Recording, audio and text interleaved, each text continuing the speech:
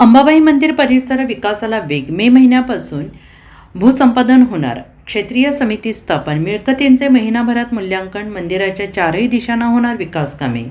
श्री करवीर निवासिनी महालक्ष्मी अंबाबाई देवस्थान परिसर विकास आराखड्यासाठी परिसरातील जागेचे भूसंपादन केलं जाणार आहे. परिसरातील मिळकतींचे मूल्यांकन करण्यासाठी क्षेत्रीय तपासणी आणि मूल्यांकन समिती स्थापन करण्यात आली असून ती 28 एप्रिलपर्यंत अहवाल देणार आहे. त्यामुळे मे महिन्यापासून प्रत्यक्ष भूसंपादनाच्या कार्यवाहीला गती येणार आहे. राज्य शासनाने 1,445 कोटी 95 लाख रुपयांच्या अंबाबाई देवस्थान परिसर विकास आराखड्याला मान्यता दिली आहे. त्यापैकी पहिल्या टप्प्यातील 143 कोटींच्या कामांना प्रारंभ झाला आहे. दुसऱ्या टप्प्यात मंदिर परिसरातील कामांसाठी भूसंपादन केलं जाणार आहे आणि त्याला आता प्रशासनाने गती दिली आहे.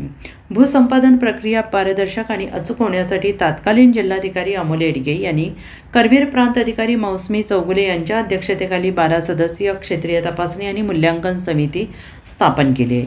मंदिराची पूर्व बाजू भाऊसिंगजी रोडपर्यंतच्या सर्व मिळकती, पश्चिम बाजू महाद्वार रोडच्या दोन्हीकडील बाजू, दक्षिण बाजू विद्यापीठ हायस्कूल, वाडीकर भवन, राजाज्ञा वाडा, उत्तर बाजू ज्योतिबा रोडपर्यंत.